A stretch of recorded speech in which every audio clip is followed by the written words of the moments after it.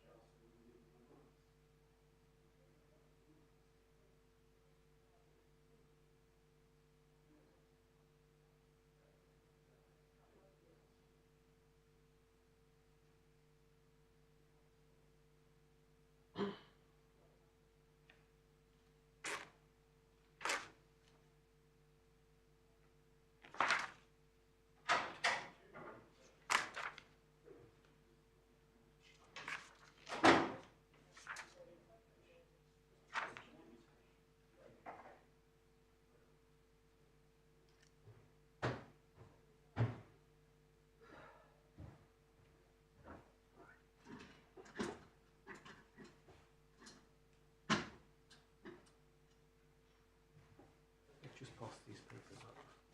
Oh, okay. But they will introduce them. Right, okay. That's what I'm supposed to do. Supposed to email them. Okay. Rather than pass them up. Cheers.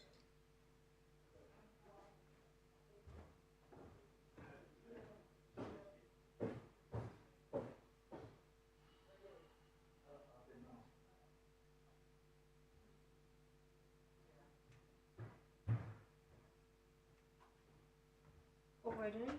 Yeah.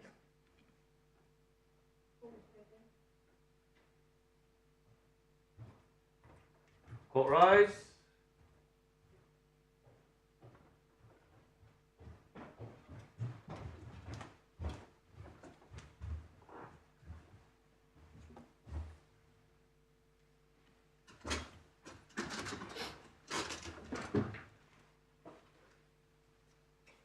Yes, Mr. Arnold. My lords, I'm grateful.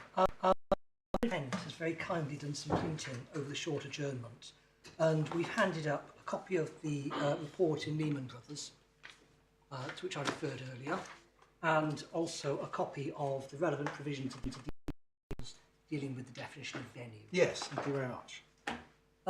I've got a Celia Millman as well, just in case. I'm grateful. My lords, before we start, I'll deal with a matter that came from the bench to my learned friend, which I found over the short adjournment. I don't pretend to have done the research thoroughly, but I can give you an answer. And the question is, what happens, what is the consequence of a claim form not being served on time under Part 7? As far as I can tell, the CPR doesn't spell out what the consequences are. I've not been able to find the express provision. Instead, what one sees in Barton and Wright Hassel, which your lordships will be familiar with for the transcript, the neutral citation is 2018 UK SC 12. Paragraph 1, and we'll make this copy available if the court needs it, is Lord Sumption giving the main judgment, describing the background, where he says in the middle of paragraph 1, as a result of not service, the claim form expired unserved. And the Supreme Court don't consider what expired means, but they use that language. Well, I did look at the old rules of the Supreme Yes. Court over the short adjournment, and the old Order 6, Rule 8 used to say a writ is valid in the first instance for 4 months, and it gave the court power to, quote, extend the validity, unquote, of the writ. So that's where that came from. But I'm not aware of any equivalent provision, either in the CPR or in the Insolvency Rules, which turns something from being valid into something which is no longer valid. No, I'm not either. The word expired is used by the Supreme Court in Barton.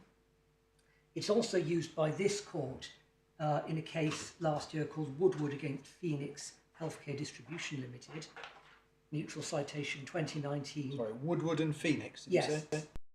2019 EWCA Civ 985. But again, that's not, neither of those are cases where the court is being asked to consider what the effect of non-service is. It's accepted by all parties that it's expired, the action can't go forward. Well, because you can't get any relief Yes. against the defendant unless you can serve the defendant. Exactly. If you can't serve, then the claim form becomes pointless. Yes, but as I say, my lord, the language used by the Supreme Court and by this court is that the claim form has expired. But that's possibly a loose use of language. But do you support the distinction which the judge drew between process under the CPR, which he quite clearly said becomes invalid, and an originating process under the Insolvency Rules? Because he distinguished quite clearly between the two. Well,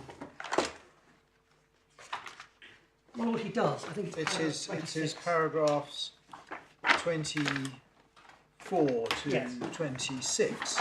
So in 24 he says, the CPR provides a claim form remains valid if served.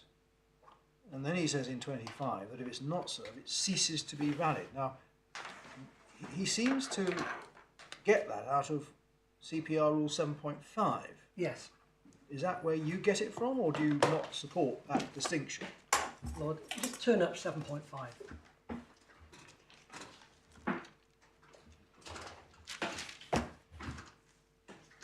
Well, that says you must serve it. Yes. But not aware that it says anything more than that. No, it doesn't. And the commentary in the White Book doesn't seem to help either. Yeah. The distinction is, my lord, the use of the word must in 7.5, Right. which tells you that you must do so within 4 months, and the fact that it's clear on any authority that if you do not comply with that requirement, then you can know that is the consequence. And while the language has changed from the RSC to the CPR, the principle is of very long standing.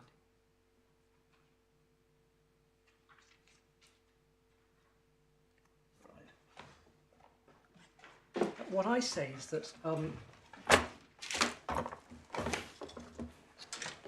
the requirement to serve insolvency process 14 days before first hearing is not supported by the same... Just I'm sorry. pause a moment. You say that CPR 7.5 uses the word must, and it's Yes. that which makes the process, Yes, quote, invalid. But Insolvency Rule 12.9 also uses the word it must. does. It does, my lord, and I was just about to All right. address that. The submission I made in relation to 7.5 is that the rule says must, and it is well established that if you don't comply with that rule, the consequence is that you then cannot serve unless the court exercises its discretion in your favour. Yeah. There is a clear, unambiguous set of rules set out in the CPR, and the meaning of those rules is exceptionally clear. There is no ambiguity about it. In my submission, that must be the reason why there appears to be no reported authority on the consequence of not serving on time. That's the end of your action, however you look at it. Now, in relation to the insolvency rules, the authorities are different.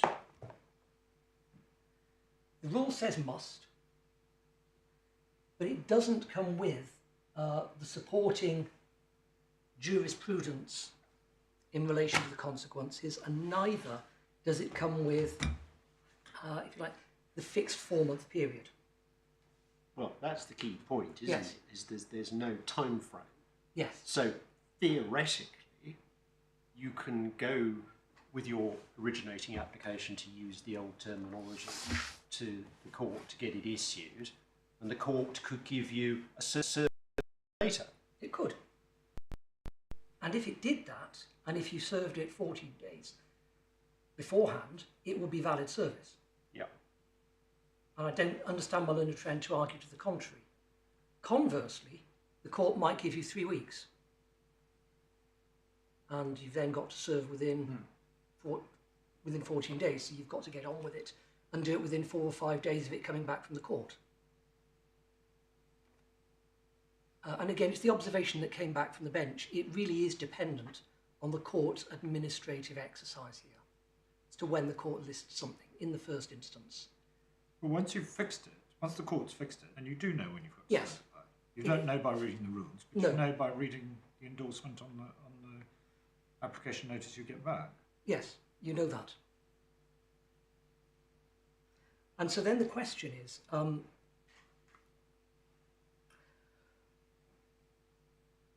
I'll give you if I could address the court with a point that Judge Matthews raised in argument. The learned judge made the point that very often something will come back from the court. On my lord's example, it comes back a year hence. And the solicitors call the court, say, can you not fit us in a bit sooner? And the court looks at the diary and says, actually, yes, we can fit you in a month's time, something's come free. So the court relists it. On that example, which does happen, the effective date for service has to be 14 days before the revised hearing. Yeah. There isn't another way of doing it that is fair to the respondent.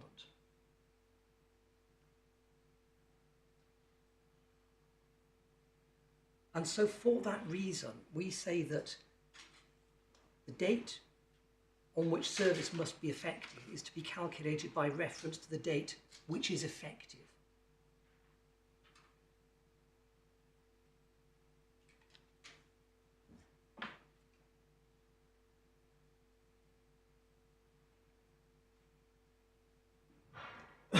And so it's not always the case that the court will put an application in front of a judge. Yeah. This is often done. What rule is it that gives the court power to bring forward a hearing? There's no. We've got a general power. No. It's the general power in the CPR. General power of the CPR. And that would include, for instance, giving a direction that the application must be served 14 days before the brought forward hearing. It could do, my lord, but the reality is, as Judge Matthews made clear in the course of argument, and this is the experience of many practitioners, very often this doesn't go before a judge at all. Somebody rings up the court office, says, can we change this hearing date? And the court office looks at the judge's diaries and says, actually, yes, you can go in front of District Judge Smith. They're available now. That may not be a proper exercise of powers of an administrator in the courts. Listing is a judicial exercise, always has been. Well, yes. I'm giving you the judge's example as to how it would work. But what we say is that it shouldn't depend on the court directing 14 days. If the court decides to bring the hearing forward, the court shouldn't then have to add in the express provision that you must serve within 14 days. The rules already provide for that on my submission.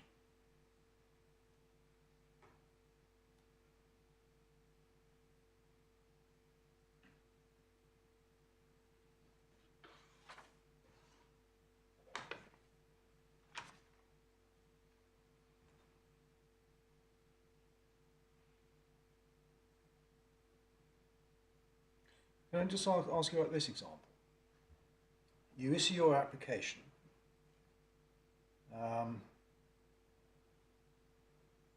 You serve it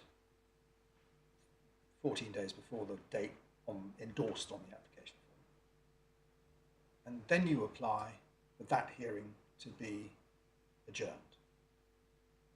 Do the rules require you to notify the other side of the adjourned hearing? Or is that something that the court will direct? Or is it just good practice to do it? I'm going to have to check the rules, my lord.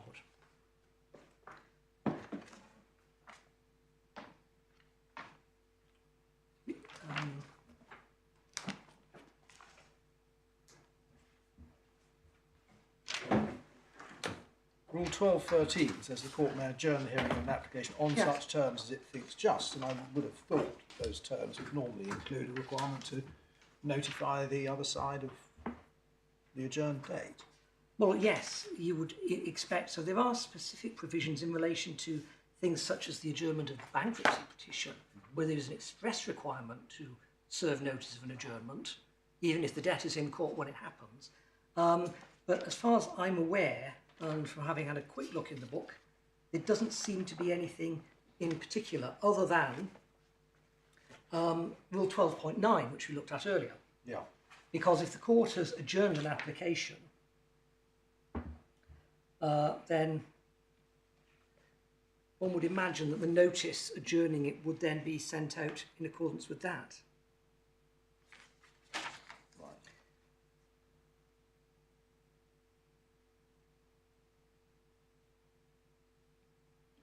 Sorry, is that 12.92C you're referring Yes. You would expect there to be a direction that people would be required to serve it. And that actually accords with practice, because very often the court will require the applicant's solicitors to serve the respondents.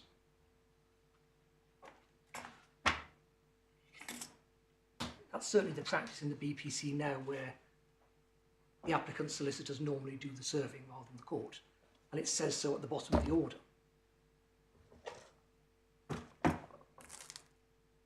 Well, normally if you ask for an adjournment, you'd serve that application on the You would, respondent. So yes. the respondent knows you're asking for an adjournment. Yes. Yes.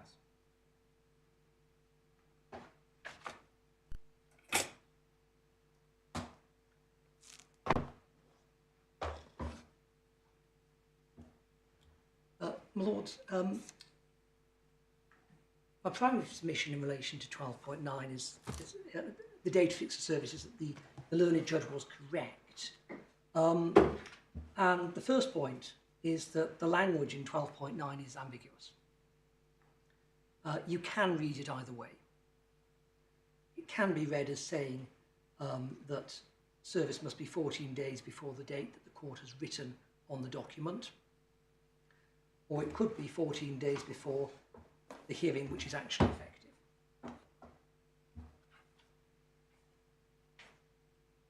Well, the latter interpretation is consistent with Rule 12.28. With Rule 12.28, my lord. I'm not sure if that's in the bundle, and again, I apologise. This is a point that I picked up at rather short notice. 12.28, page 1174 of Seeley. I don't think my Lord Justice Arnold has a copy of Seeley and Milman. Not an up-to-date. Well, it's a straightforward point, my lord. Headed witness statement and report. Yes, and if you look at Subrule 2, paragraph A, 2A, yeah, if the applicant intends to rely at the first hearing on evidence in a witness statement or report, the applicant must file that witness statement or report with the court and serve a copy not less than 14 days before the date fixed for the hearing. Yes. And again, I say that that's consistent with the hearing, meaning the effective hearing. Well, the hearing in that rule must mean the first hearing, mustn't it? The first effective hearing in my submission. Well, that in a way that begs the question, Yes. but grammatically, the hearing must mean the first hearing, which is referred to 2 lines further Yes, up in the my rule. lord, yes. Because in this case, we didn't have... The first hearing in this case was in October. Because the hearing that had been listed earlier was vacated and never happened. Yeah. So where a hearing has been vacated without actually taking place, then the time for service of evidence is 14 days before the occasion on which the parties actually come to the court, the effective hearing. Well, that slightly begs the question of what you mean by an effective hearing. I mean, suppose the parties all go to court and one side is asking for an adjournment and the other side is opposing it. And there's an argument about that, and then there's a judicial decision. Suppose the decision is in favour of the adjournment. Is that an effective hearing or not? It's an effective hearing because the parties have been in front of a judge. Even though nothing substantive has been decided? Yes, because the first hearing in an insolvency application is a hearing for direction. So the judge at the first hearing, on your lordship's example, will have adjourned it off with a direction for the parties to come back again and continue the argument later. Well, that doesn't really fit with your interpretation of Rule 12.28, does it? Because that only applies if the applicant intends to rely on evidence at the first hearing. So, I mean, if a hearing is simply a directions hearing, you're not going to be relying on evidence, are you? You may not be. One would normally have some sort of evidence before the court I see. to allow the judge to decide what order to make and to understand what the case was about. But that does go on to a point that my learned friend made in submissions, which is that in an Insolvency Act application, everything is ready by the first hearing. Now, it may be. So we had on this occasion draft points of claim exhibited to a witness statement. But that's not always the case. One could, for example, put in a short witness statement explaining what the case is about, not put in the draft pleading and invite the court to give a direction for points of claim to be served in, say, 28 days. Yeah.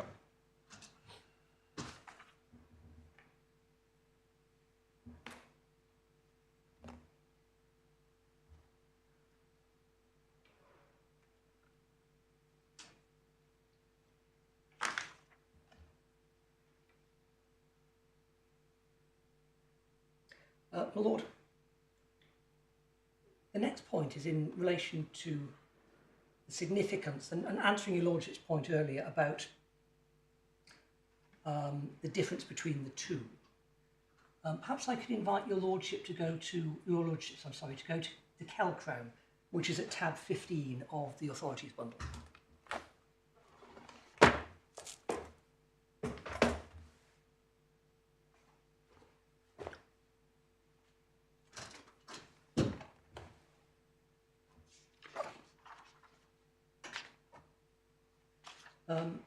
And at paragraph 4, the learned judge quotes Mr. Justice Warren's grounds for giving permission to appeal.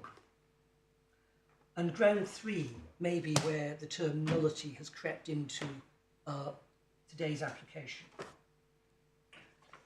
Mr. Justice Warren says, however, the appellants will need to address the different purposes of the two provisions being the CPI requirement to serve within 4 months and the insolvency rules. And the judge says, the rule is designed to give the respondent adequate time to deal with the application. It is a purely procedural requirement. Late service does not make the application a nullity. It may be more proportionate to deal with late service by adjournment than by dismissal of the application. And in my submission, Mr. Justice Warren is absolutely right there.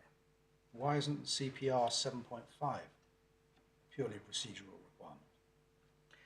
Because it comes with the long-standing jurisprudence that if you don't serve within 4 months and if you don't get it extended, your litigation is over. Well, yes, but that's one of the questions that we are being asked to decide, isn't it? Yes. Where does Mr. Justice Warren get late service does not make the application a nullity from?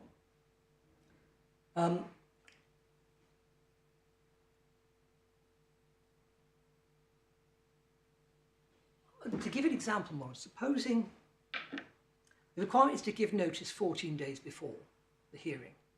If you give notice 12 days before, are you completely out? Is your claim over? Or can the court extend time? The court can expressly abridge time for service. Yes. Under 12.93c, and it can do that retrospectively. Yes. So if there was a case where there were no limitation issues and there was no possible prejudice and so on, the court could just abridge the time for service subsequently and there wouldn't be a problem. The problem arises in the limitation context where there's a powerful reason, if you apply the CPR jurisprudence by analogy, for not doing that, for not allowing late service. And if the court refuses to allow late service, then your application must fail because you haven't served it. Isn't that right?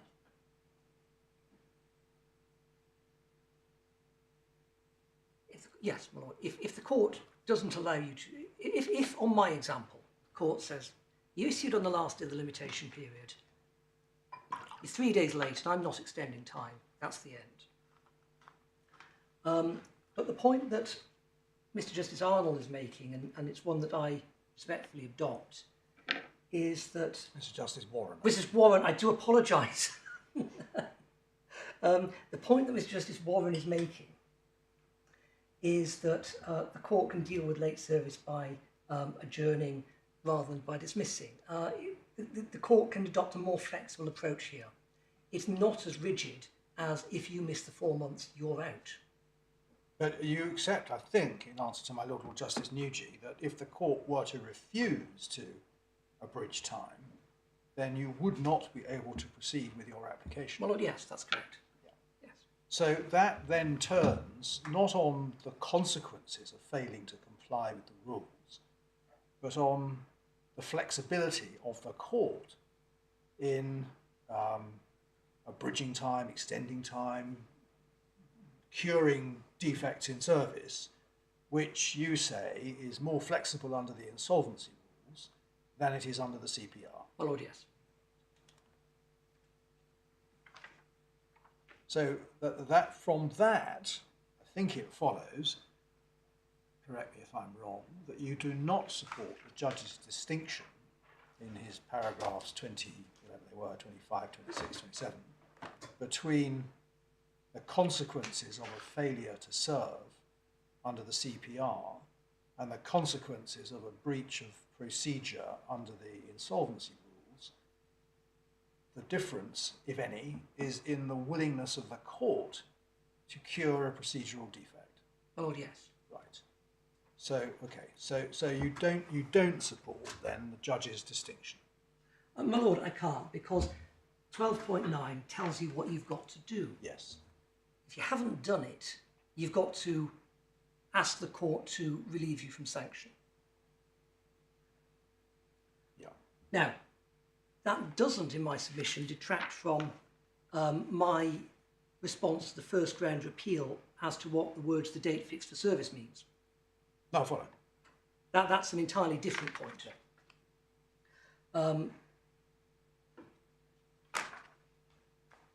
But as I understand it, although you don't support the judge's distinction, your submission is that it is nevertheless relevant that there is a difference in that the CPR has the 4-month time limit, whereas the Insolvency Rules does not.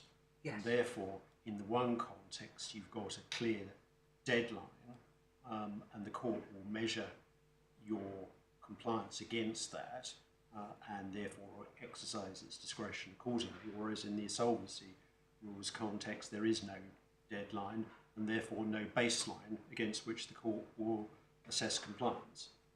My lord, yes.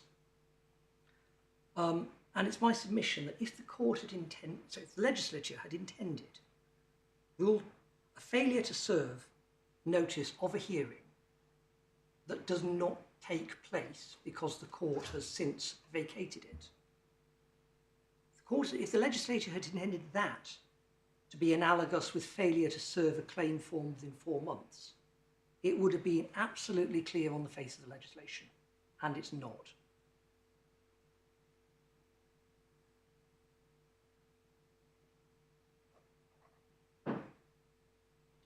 So there's a big difference between an application under section 423 brought outside an insolvency and an application under section 423 brought within the context of existing insolvency proceedings. My lord, yes. Is there a policy reason for that sharp distinction between the two? Not that I'm aware of. Now, in our context, of course, it's not simply a 423 claim. I follow that, but I think 423 is a way of testing the submission. Well, the distinction is who is bringing the claim. In my example, in the insolvency context, it's going to be brought within a formal insolvency procedure, and the court in that context will have regard to the interest of all creditors. It's a class remedy. It's not simply a private claim. It is possible to have a section 423 claim without a formal insolvency happening. There are numerous reported cases.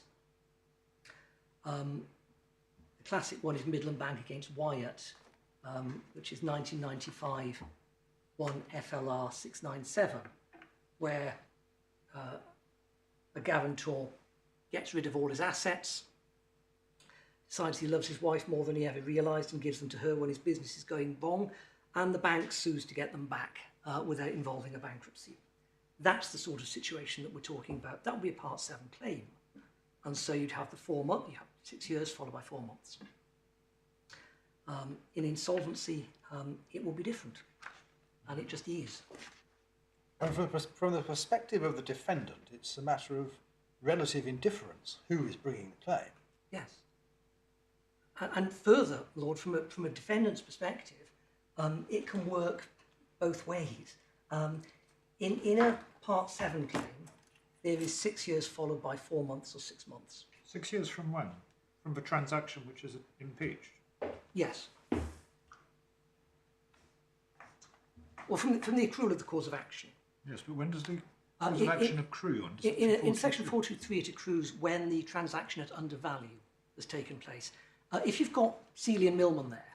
Yeah. Is that right? I thought that Hill and the spread trustee case said that you had to have a victim identified Yes. before you could have a cause of action. So if I'm about to set up a risky business and I transfer all my assets to my wife, and then I start the business, so there aren't any victims until I've got some debts and creditors.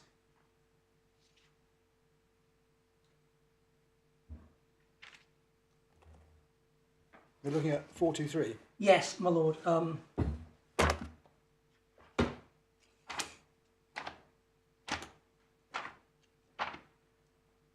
Yeah.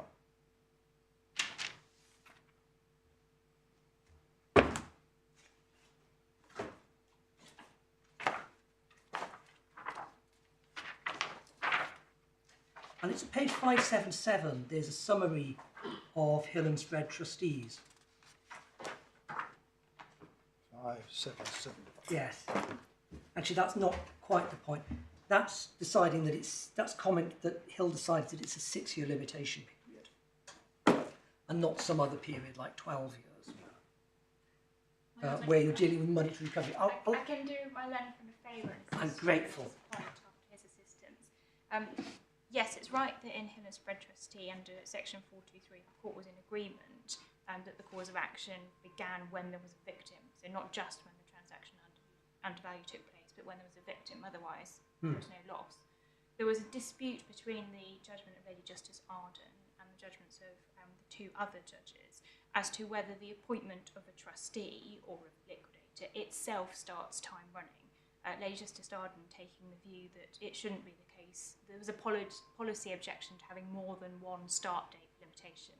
And the other 2 disagreed. Yes. Grateful to my learned friend. My lord, my last point, following on from the question about the distinction between the 2, is about extending time. Again, it just shows the difference between Insolvency Act and CPR and the lack of clarity in the Insolvency Act procedures. Because if you are getting towards the end of your 4 months under the CPR, you have to make an application within time to extend the validity of the claim form. And we all know how that's to be done. That's very clear. Parties and their advisors are not in doubt about how applications to extend the validity of proceedings should be addressed if you've not been able to serve.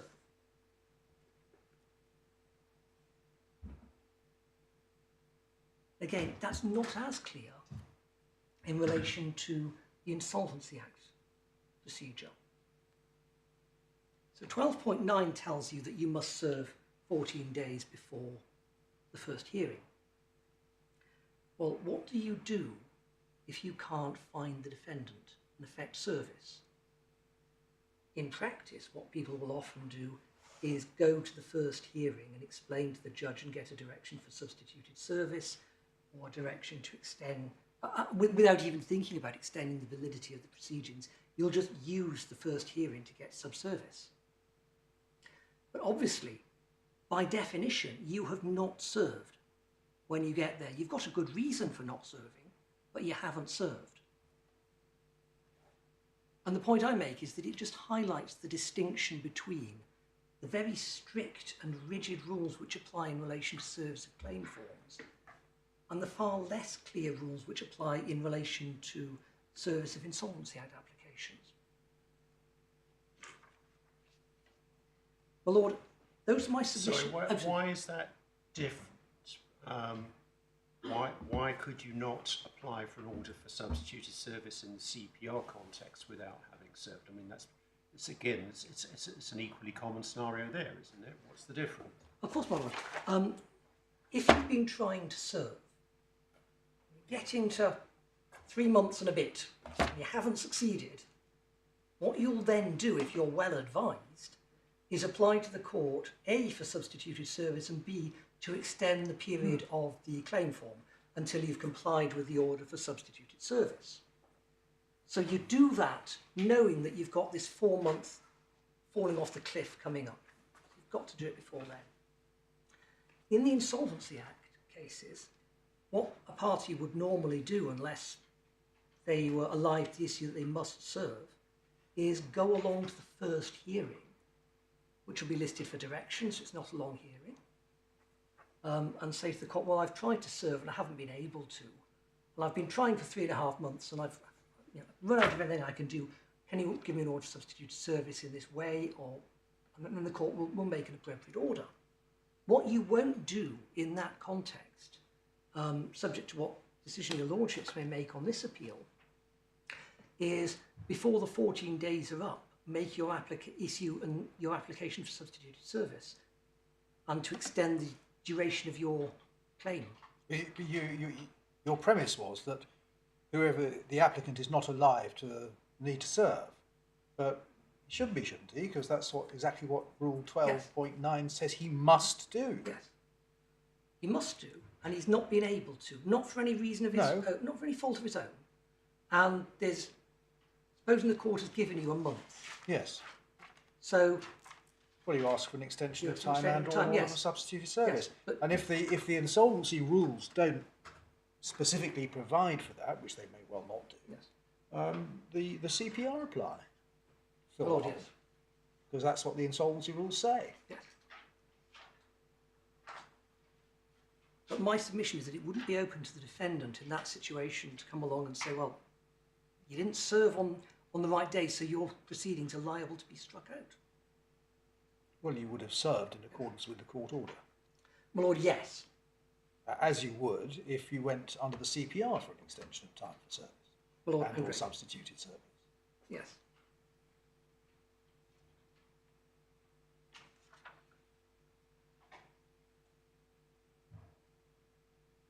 My lord, this, I think, takes us back to Kelcrone. Yeah. And takes us back to the learned judge's analysis of the significance of limitation. Judge Matthews, if not. Judge Matthews, yes. Yeah.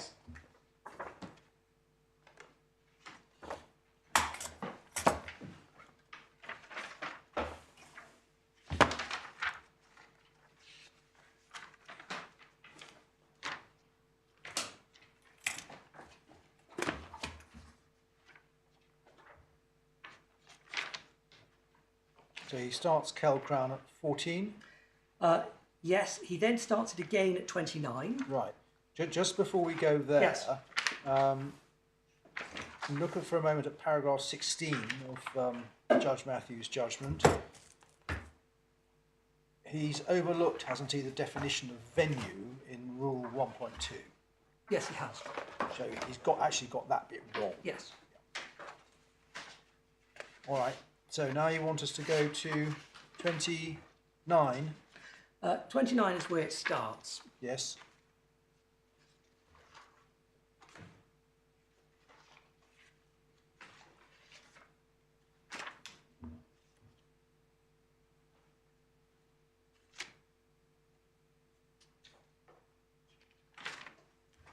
And at 31, Judge Matthews looks at Registrar Derritt's judgment at first instance in Kelcrone. And towards the bottom of that paragraph, Judge Matthews records the registrar's holding that the originating application had been issued within the limitation period, and that all the liquidators had to do was to serve it 14 days before the hearing that was listed, so no limitation point arose, and the respondents had not been deprived of limitation defence. And then you get Judge Walden Smith's analysis that my learned friend has already taken you to.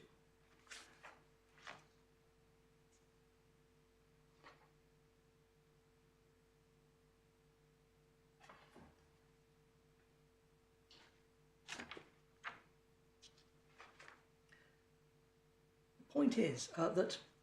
So just pause a moment. I'm looking at Kelcrone and paragraph 13 of Kelcrone, 12 and 13 of Kelcrone, our tab 15.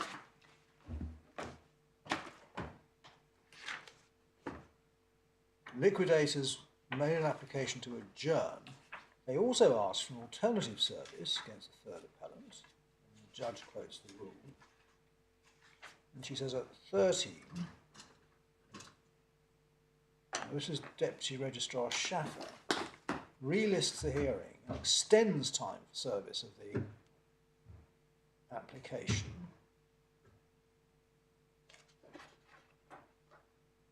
and then it comes before Registrar Derrett to say that Deputy Registrar Schaffer shouldn't have made that decision to adjourn, with the consequence that the time for the service was extended. So there was actually an express extension of time granted by the Deputy Registrar. Lord, yes. And then the other point that comes out from the paragraphs that your Lordship has just referred to is that despite that extension of time, the liquidators still didn't do it on time. Right. They served 13 days before the hearing on that occasion. So they were again asking the court to abridge time then. Right. Yes, all right.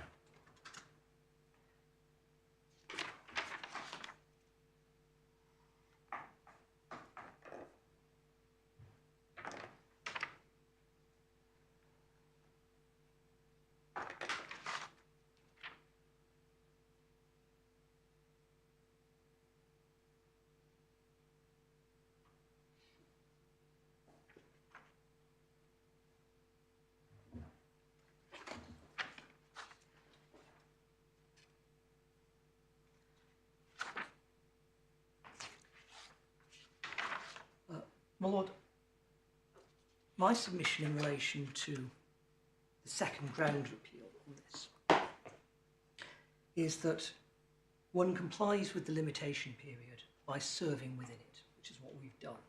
So you comply with the limitation period by? By issuing within it. I said serving and I was wrong. By issuing within it.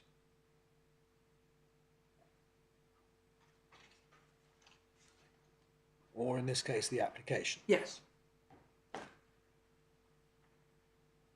Yeah. And there is no loss of a limitation defence because the limitation defence simply doesn't come into play because the proceedings have been issued on time. On my primary submission, they've been served on time. On my alternative submission, and I think on any view, they've been served in accordance with the direction given by the court.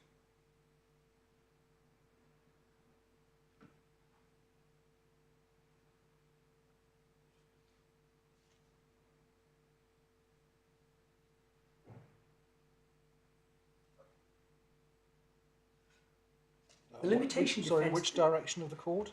The order of Deputy District Judge Hebblethwaite, which is sought to be set aside.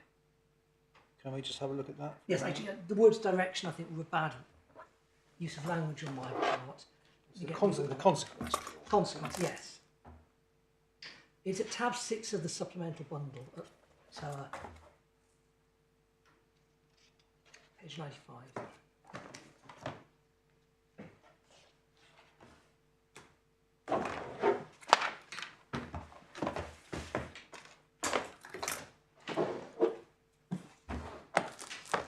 And so one sees on the first page that it's recited that it's on the application dated 7th of June. This order is made on the 27th of June. Over the page, at page 6, the intervening provisions deal with service out.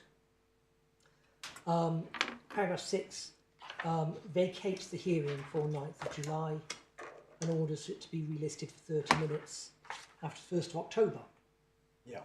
And then gives permission to vary or set aside. Now, if you're right on the interpretation of Rule 12 point whatever it is, 12.9, then you're absolutely right. You've served in accordance with Yes. the rule. But if you're wrong about 12.9, there isn't a direction here, is there, which extends time for service? No, there's not. It was accepted by the judge that the effect of that order was to extend time for service. Well, that's because of the construction of Rule 12.9, isn't it? Yes, we made an application to extend a retrospective application for the avoidance of doubt, Right. and the judge went on to dismiss it. Judge Matthews dismissed it? Yes, on the basis that it wasn't necessary. Oh, I see. Yes. Right.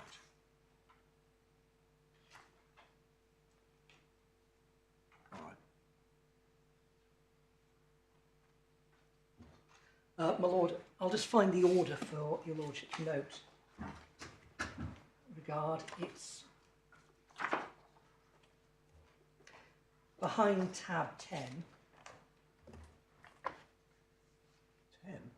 10? Of the core one? Yes. So, can I just explore what position you would have been in if there'd been no adjournment order? So we get to 27th of June, and the hearing date at that point is 9th of July. And suppose that the Deputy District Judge had made all the other orders you'd asked for, but has said no, the hearing date on the 9th of July stands. So what happens then? We've served late, and we have to apply to abridge time for service. Right. And the court will... Well, but you see, you hadn't served by that point in time, no doubt assuming Yes. that the decision would go in your favour. But do I understand you to be saying is hypothetically, in the hypothetical world which I'm postulating, what you could have done at that point was to serve. You couldn't comply with the 14-day limit, assuming, of course, you've lost on that point. But what you could do was serve with less than 14 days but apply to the court for an order to abridge time. My Lord, yes. That's what we would need to have done. And the inevitable result of that would have been an ineffective hearing on the 9th of July. Yes. And no doubt adverse consequences for us. In my submission, that will be the correct level of proportionality in terms of the consequences.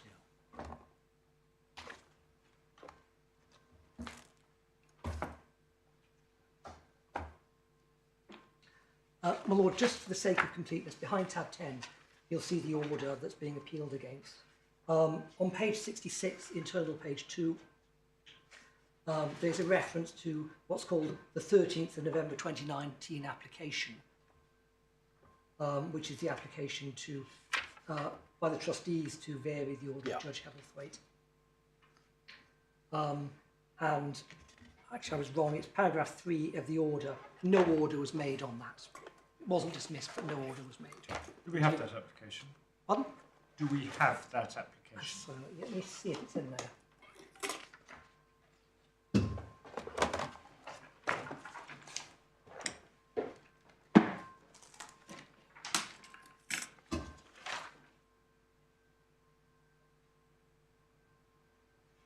Well, so it doesn't appear to be in the bundle. We haven't anticipated this coming up. We've got one date of the 13th of November, which is the one that it be heard by a Section 9 judge, which was treated as an application for transfer. Yes. So you issued two separate applications on the same Yes. date? Yes. Let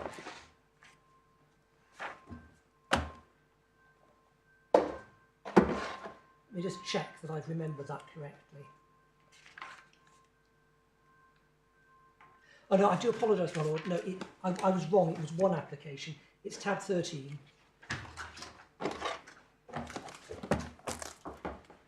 Oh no, I'm sorry.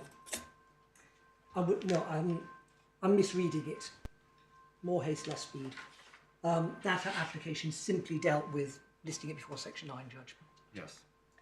There was another application to vary the time limits. All right. Lords, Malone and Trent skeleton deals with the risk of abuse and extending the limitation period. I make the point in the skeleton that judges can't be expected to indulge parties who are not progressing litigation properly. To the extent that that is an issue, I say that it's exaggerated and misconceived, and in particular because these sort of proceedings are dealt with by specialist judges. They're very well placed to identify a failure to progress matters. Well, can I ask you a question about that? Because there's a point lurking here which I don't think has been taken, I think nevertheless needs to be discussed. The application that came before District Judge Hebblewhite was a without notice application, correct? Yes. Therefore, I assume you would accept that on ordinary principles that carried with it a duty of disclosure. Yes. And although I don't think it's taken as a point in and of itself, it might have been argued that you were in breach of your duty of disclosure because you didn't draw it to the Deputy District Judge's attention that there was a limitation issue here. My lord, yes. That point could have been taken. But you simply say it wasn't. My lord, yes. It's not taken. It's not dealt with in the evidence. If that point was going to be put to the trustees, they will be entitled to say what their case was in response to it. Right. It hasn't been taken. It's not in any of the evidence.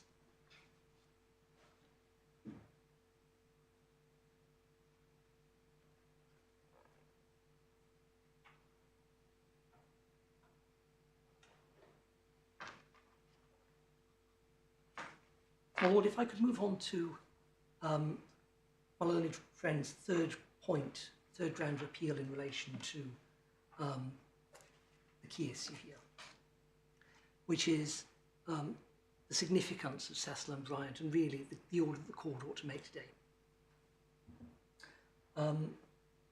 Judge Hebblewhite made the order that she did. The learned judge at first instance decided that she made it on good grounds and within the ambit of her discretion. Can we just Yes. be clear about the basis on which we're dealing with this?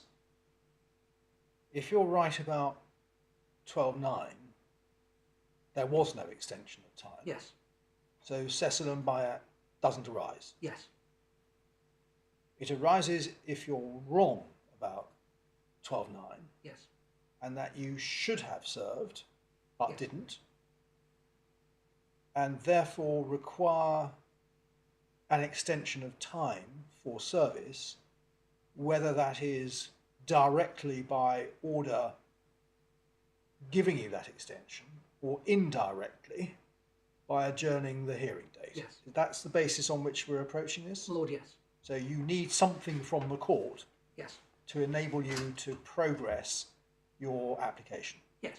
Right.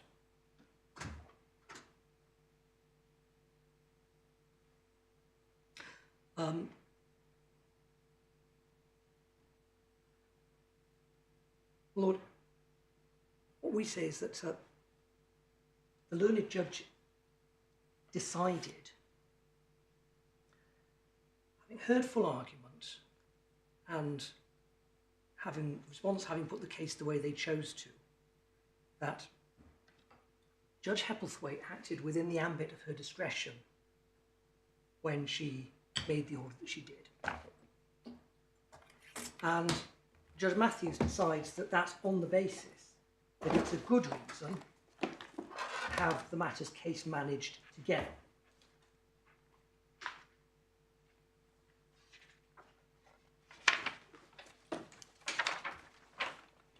And in my submission, that order should stand in any event. But this is why this whole argument is so topsy-turvy. Because on the one hand, you're accepting that you needed an exercise of the court's discretion in your favour. It said, well, the Deputy District Judge erred because she didn't take into account limitation considerations, but the Deputy District Judge didn't know that she needed to take that factor into account, even assuming that it's right that she should have done. Why didn't she know that? Because you didn't draw it to her attention on a without notice application, but you're not criticised for that failure. So where does that take us? My Lord, we're very much back to the point that you asked in my learned friend in argument, and you're asking it of me now. That at its highest, my learned friend's case is you should have disclosed. Oh, sorry, the judge should have attached weight to limitation, and that should have been drawn to her attention. There's no challenge been made so far on the basis of failure to give full and frank disclosure. That's not been the respondent's case through all of this proceeding. And Judge Matthews, at first instance, decided that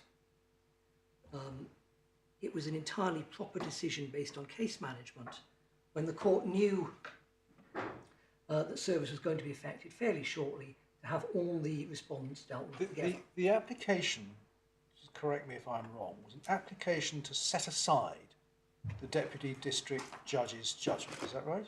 Yes. Or was it an appeal against her decision? It is. And if you Which of the two was it? It's application set aside. It's at tab 1 Right. of the So supplemental. if it was an appeal against her judgment, then it might well be an answer to say, well, this point wasn't taken below, Yes. and therefore you can't criticise the district judge's exercise of her discretion.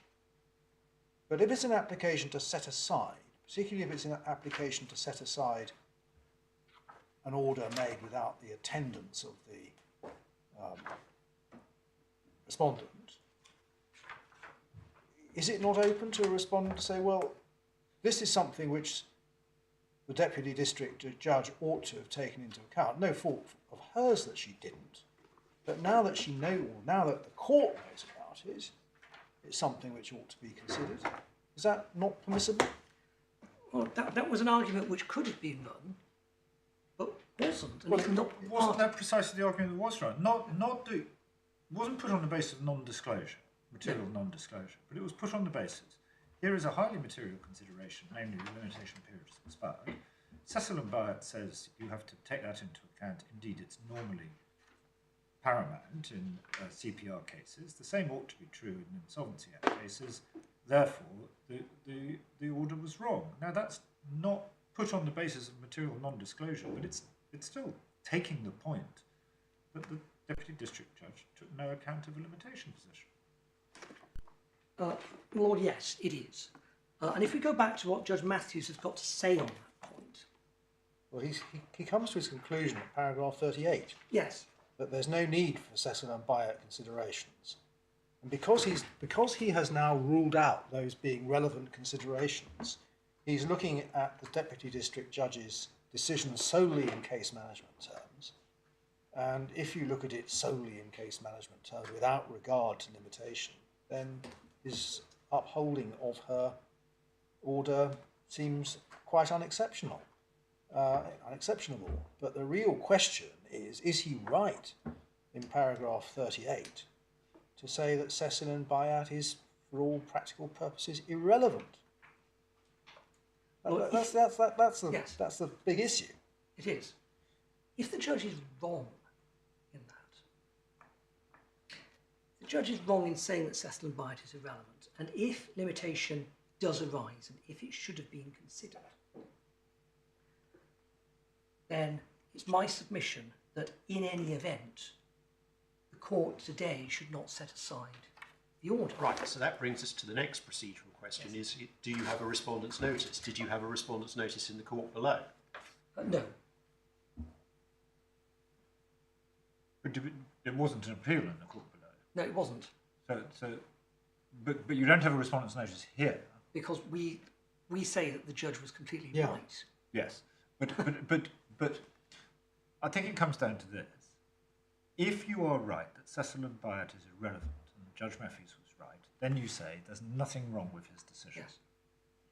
But if you are wrong about Cecil and Byatt and the limitation was a relevant consideration, then where does that leave us? And I think the suggestion is that in the absence of a respondent's notice, we then have to set aside the Deputy District Judge's order because there was a highly material consideration which wasn't taken into account. Well, That's the suggestion, I think. think. Well,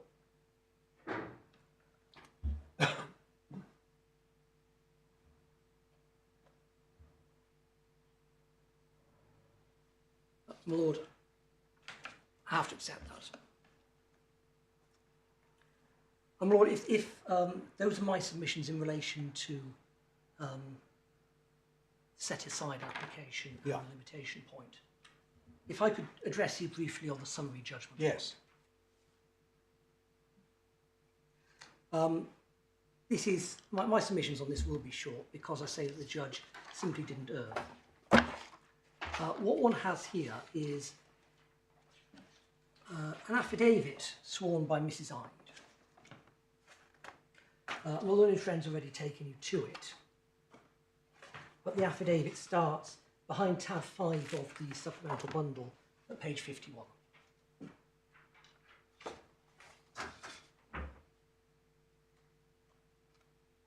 And this Say that again, I missed the reference. I'm sorry, supplemental bundle, tab 5, page 51.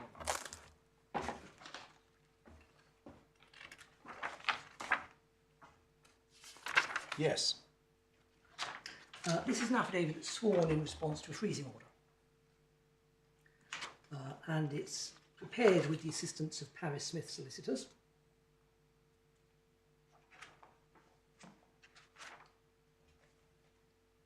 And the draft pleading proceeds on the basis that the court might find that the contents of that affidavit are true.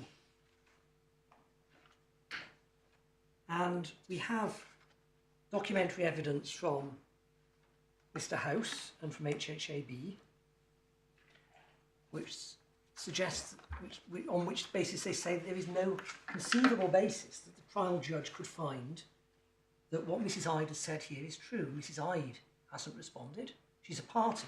She's not put anything in yet. She's not been required to. We don't know what her explanation is going to be. We don't know what's going to come out on disclosure. Where you have clear conflict of evidence on that basis, then the court is being invited to engage in a mini-trial which it should not engage in.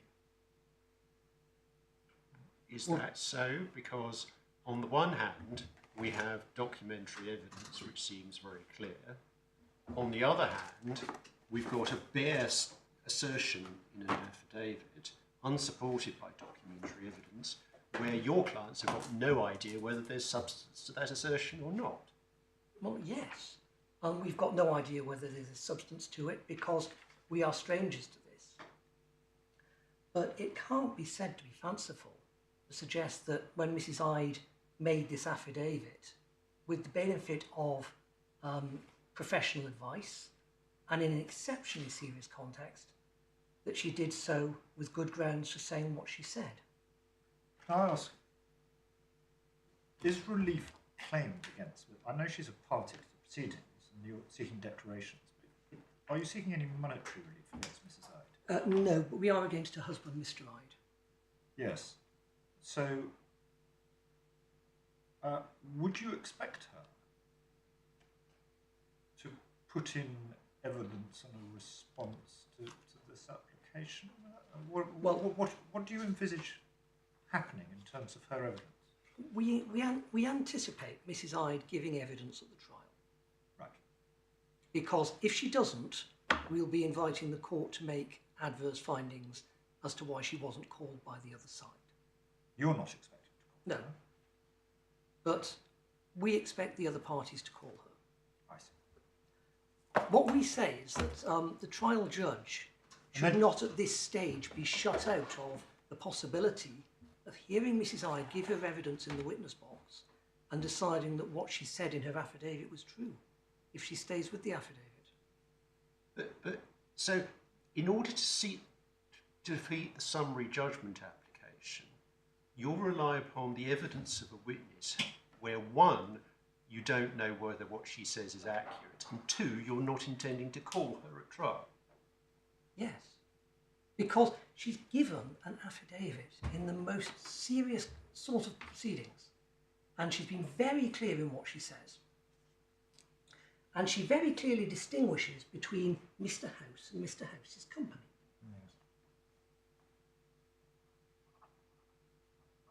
And we say that this should at least be allowed to go forward for now to get through disclosure and witness statements to see exactly what the position is. Isn't that McCorberism?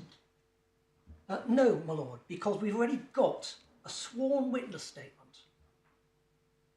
It's not the hope that something will turn up, but we haven't got it yet. We've got something very substantial already, and there may well be more substantial things to come. Something, of course, did turn up for Mr. McGorber. He went to Australia and became very successful. Yes.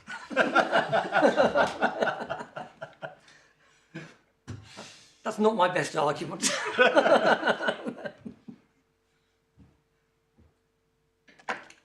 But to sum up, what I say is that the judge has clearly identified the correct test. He's considered all the relevant facts. He's reached a reasoned judgment. And his reasoning is short, but I say it's compelling. And it's paragraph 48.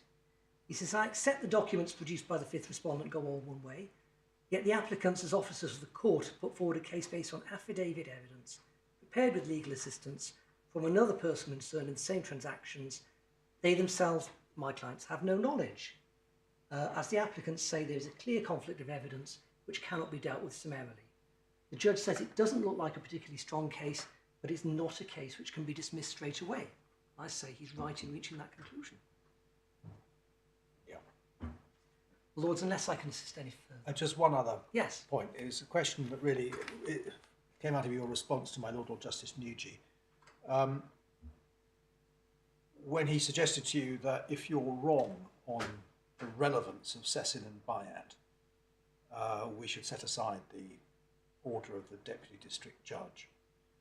The appellant's notice asks us to strike out the originating application. That is to say, if we think that the Deputy District Judge's exercise of discretion was flawed and the judge was wrong to uphold it, that we should exercise our discretion afresh. Do you want to say anything about that? If the court is exercising its discretion afresh, then it has to take account of all the circumstances of the case. That was the exchange that went between my learned friend and the bench earlier. If the court is exercising its discretion afresh, then limitation is a factor, but it's not the only factor. And we would then look to see what the evidence was about why the extension of time is required. Yes. And you'd look at the other, you weigh that against the limitation point. And that takes us on to the point about funding and case management. I've never suggested, it's never been suggested, that funding is an ATE our best point for delaying matters. They were disclosed because they were a relevant factor. It was something that was going on in the background with the trustees.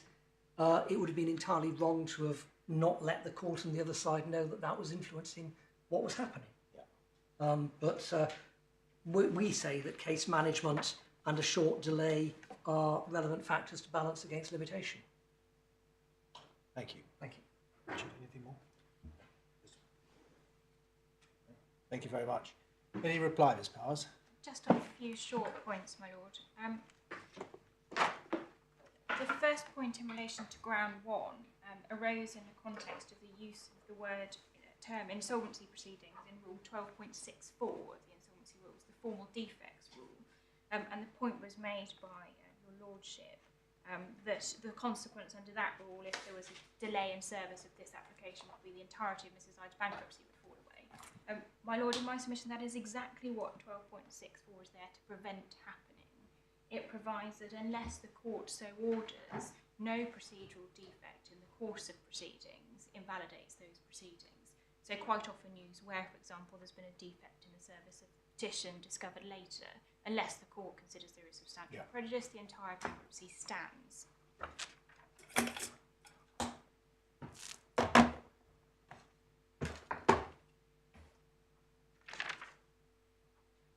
The next point, I think, really has been addressed by your lordships.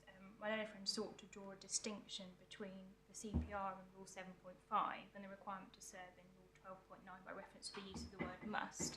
Your lordship rightly noted that that word also finds itself into Rule 12.9, and it is consistent in my submission with the general scheme of CPR and the overriding objective that time limits, deadlines set by the rules are to be abided by, and if an extension of time is required, then factors need to be considered by the court. That, particularly in recent years, has been repeatedly emphasised. So I don't see why a distinction arises in those circumstances on that basis.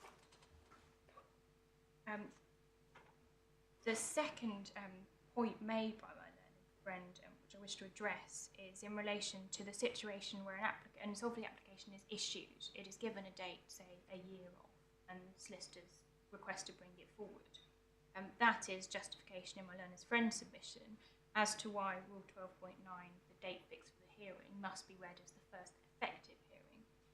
My lord, again, I go back to the point I made about that rendering the exception in Rule 12.9,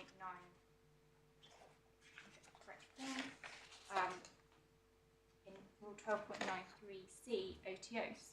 In that particular situation, what the court would do is extend or abridge time. The service date, which was set at the point of issue as being 14 days before the hearing in a year's time, would be moved, either expressly or by implication, under 12.93c to a date before that first effective hearing. That is precisely why there is an exception to the requirement to serve 14 days before that date fixed for the hearing.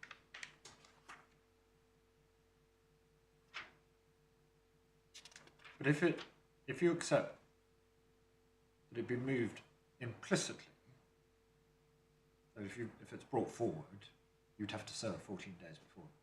What's the difference between that and what happened here, which is that you set a later date? Why is it not also moved implicitly in that situation? That is what we accepted, my lord, in saying that the order of Deputy District Judge Hebblethwaite in adjourning that first hearing impliedly extended the time. That is the basis on which we have proceeded. Although there wasn't, as in the Calcrain case, a specific direction saying now serve 14 days before this next hearing, it has been taken since the stance of the respondents was that they had served in time. Indeed, that was the finding of Judge Matthews. The starting point under 12.93 is that you serve 14 days before the date fixed, and then there are those exceptions. So if there is an adjournment, then it can be implied, and that order can be treated as having the effect of moving away from that starting point under the rule, by reason of the exception in 12.93c. Of course, if your lordships don't accept that the order of Deputy District Judge Hebblethwaite had the effect of extending time for service, and is with me on when service was required, then all of the arguments I have made stand, because the respondent still served out of time.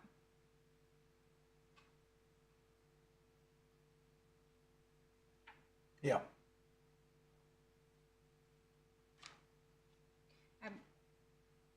In answer to a question from the bench, which was posed, it was said in the particular circumstances of this case, what would have happened if we reached the 25th of June and the application hadn't been served? And at that point, the respondents were still awaiting a decision on their application to adjourn the first hearing.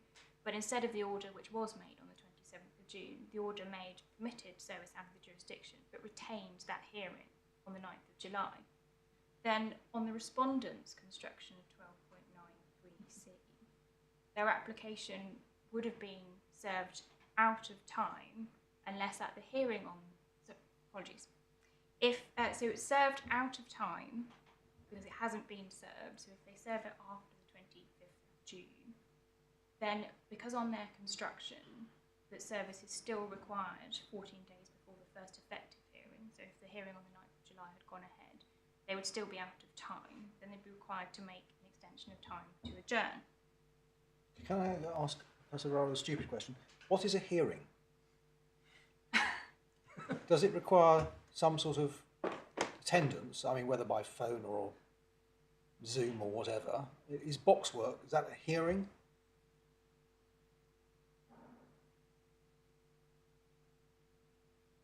It's an interesting question, my lord, because one often sees, of course, orders that are made on the papers. Yeah. and one still receives a court order, I suppose in the very literal sense of the word hearing, no one has been heard. I think there's a provision somewhere in Rule 12, something. Is that saying what a hearing It's is? saying you can deal with an application without a hearing, i.e. on paper. I think on its natural construction, it must be right if no oral. There's certainly provisions like that in the CPR. So a hearing, as in Rule 12.9, is something which requires some kind of personal presence, whether remotely or in person, is that? Yes, I think that must be right, my lord. 12.12.1c. The court may determine the application without a hearing. Yes. Yeah. And then in which case, no requirement there to serve a sealed copy of the application.